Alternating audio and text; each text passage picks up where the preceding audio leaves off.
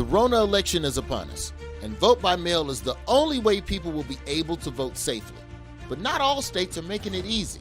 The Supreme Court approving a request from South Carolina to reinstate a law requiring absentee ballots to have a witness's signature. The process of notarizing your absentee ballot in Missouri has also been closely watched by local civil rights groups. Voters in Texas are confused about what exactly is allowed in our state. If you put on your application that you want to vote by mail because of COVID, that application must be rejected. Damn. States like Texas and South Carolina really are actively limiting absentee voting. To find out more, I spoke with Myrna Perez, an expert in American voting rights. Madam Perez, bring me up to speed real quick. Where are we with voting by mail in this country right now? We're going to have some glitches, but every state in the country has a vote by mail process. We have been using vote by mail since the Civil War, but we still have a handful of states that are going to put barriers in front of the ballot box, forcing people to choose between their health and exercising their fundamental right to vote. Why are some states like Texas making it so hard for people to vote by mail?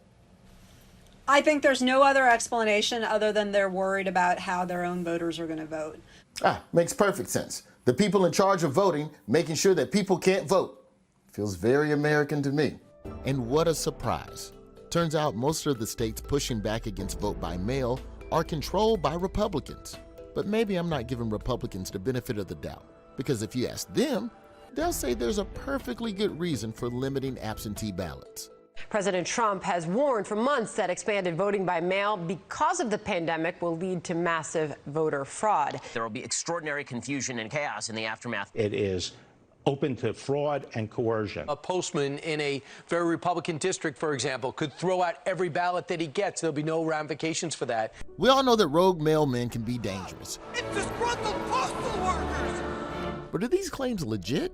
Kim Wyman, one of the OGs of vote by mail, says her state system is proof that voting by mail works. Our state votes entirely by mail, and we have since 2011. So we mail every voter that's eligible a ballot about 20 days before Election Day, and then they get to vote when it's convenient for them. Why should I trust your process? Why should the other 49 states trust what you're doing?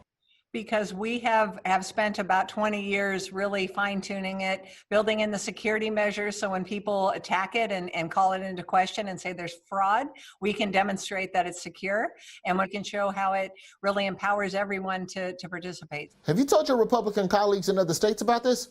Because they don't seem too interested in expanding vote by mail. Well, we've been working with all 50 states, and certainly different states are in different places in terms of technology and their capacity for mail-in voting. But, you know, I think every one of my counterparts wants to empower their voters, give them options to be able to choose to vote at home or vote in person, and I'm confident by November they'll be ready. You say your office has been in contact with all the other states? Yes, we have. Can you talk to Texas one more time? I think they sent you the voicemail. Check with Texas. I will.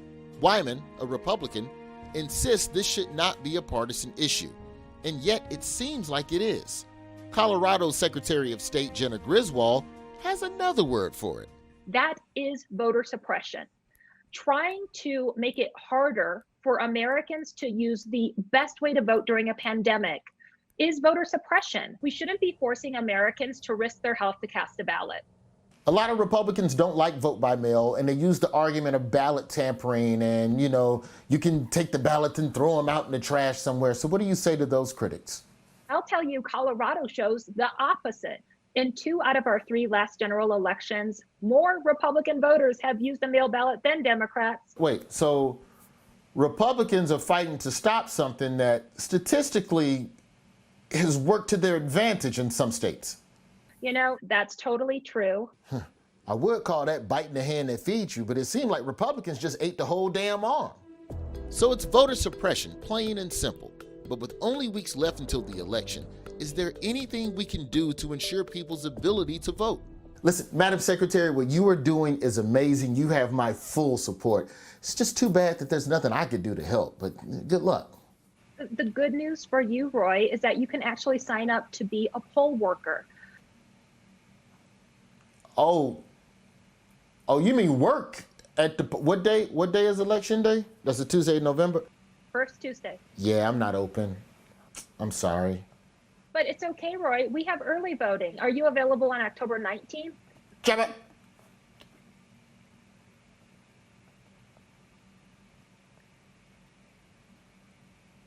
Roy, I know you're not frozen. How about November 2nd?